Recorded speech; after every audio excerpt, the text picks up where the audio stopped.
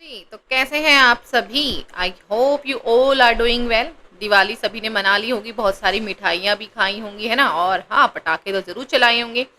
तो चलिए, इसी के साथ में आज है हमारा पैसेज 55। हम अपने जो हमारा एम है, उसके हम बहुत बहुत बहुत नज़दीक है।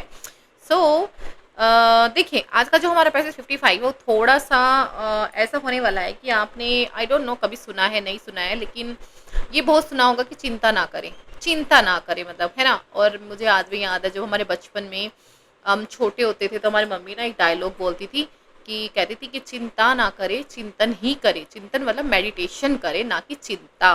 तो जो हमारा आज का पैसेज है, वो उसी पे ही बेस्ड है कि जो वरी होती है, जो हम चिंता करते हैं, वो किस लेवल पे हमारे अंदर को, हमें, हमारे माइंड को, हमारी बॉडी को, हमारी हर एक चीज़ की कैपेसिटी को किस तरीके से डिस्ट्रॉय कर रहा है। ठीक है, चलिए स्टार्ट करते हैं। वर्ड बाय वर्ड, एक एक वर्ड को हम देखेंगे, पढ़ेंगे अच्छे से एंड हिंदी के मीनिंग के साथ में। कहता है वरी मतलब जो चिंता है, is a state of mind है, मतलब एक ऐसी स्थिति है हमारे दिमाग की, माइंड की, जो कि बेस्ड है किस पर? फियर पर, मतलब जो हमारे अंदर एक डर है उस पर। इट वर्क्स, ये कैसे काम करती हैं? स्लोली, धीरे धीरे करती हैं, बट परसिस्टेंटली करती हैं, मतलब लगातार, कॉन्स्टेंटली कहते हैं ना कि कंसिस्टेंसी मेंटेन करके रखें। कहते हैं कि आप हार्ड वर्क करें ना करें, आप इंटेलिजेंट है नहीं है, ये मैटर ही नहीं करता है। मैटर करता है कि आप अपने हर एक काम को लेके कितने कंसिस्टेंट है ना? परसिस्टेंटली है। तो कहता है जो चिंता है वो बहुत धीरे धीरे, लेकिन वो बहुत लगातार काम करती है। Okay, it is crafty, it जो है वो वरी के लिए यूज किया, तो नॉन लिविंग थिंग्स के लिए हम हमेशा इट का यूज करते हैं। ठीक है, इट इज क्राफ्टी मतलब ये बहुत चालाक है। एंड सबल मतलब सबचल है, सबल है मतलब इतनी छोटी है, या कह दें कि ऐसी है कि जो बहुत गहराई से धीरे धीरे धीरे धीरे हमारे, मतलब कह सकते हैं इतनी सूक्ष्म, इतनी गहराई, गहरे रूप से हमारे अंदर बैठती है कि दिखती ही नहीं है। स्टेप बाय स्टेप, ये स्टेप बाय स्टेप डग्स करती हैं इटसेल्फ इन अनटिल, अपने हमारे अंदर कब तब तक कि ये पैरालाइज ना कर दे, मतलब अपंग ना बना दे। वंस मतलब किसी को, या रीजनिंग, रीजनिंग होते हैं मतलब किसी की तर्क करने की रीजनिंग। फैकल्टी, फैकल्टी होती है उसकी क्षमता, उसकी शक्ति। मतलब कहने का मतलब ये है कि ये स्टेप बाय स्टेप ये हमारे अंदर जाती है, किसी के भी अंदर की बात कर डिग करती है, इतनी गहराई से करती हैं जब तक कि पैरालाइज ना कर दे, उसको अपंग ना बना दे, उसकी तर्क वगैरह करने की उसकी क्षमता को।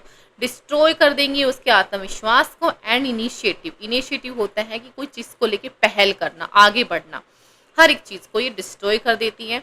वरी जो है, चिंता जो है, is a form of sustain fear. ये कहती है जो वरी जो है वो एक ऐसा फॉर्म है, एक ऐसा रूप है जो कि लगातार डर से कोज होती है हमारे अंदर, इन डिसीजन से, कोई भी डिसीजन ना ले पाने की वजह से ये हमें क्या होती है, इसका एक रूप कह सकते हो आप, जो कि हमारे अंदर धीरे धीरे धीरे धीरे बढ़ता है और सस्टेन करता है। देयरफॉर फिर वो कहता है कि it is a state of mind which can be control, लेकिन फिर भी वो कहता है कि ये एक ऐसा हमारे माइंड की स्थिति है जिसको हम कंट्रोल कर सकते हैं। ठीक है, चलिए क्वेश्चन देखेंगे। In this passage the author, हमारे छोटे से पैसेज में ऑथर क्या कह रहा है? एडवाइज कर रहा है us to cut off fear from our mind. Advise कर रहा है guard against worry, tell us develop self confidence, give अस।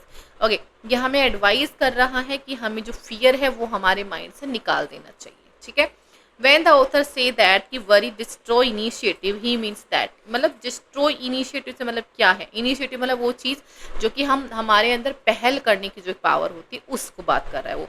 तो क्या कहता है कि वो किल कर देता है उसकी कैपेसिटी को, टू व्हाट इज नेसेसरी, जो कि जरूरी होती है उसको।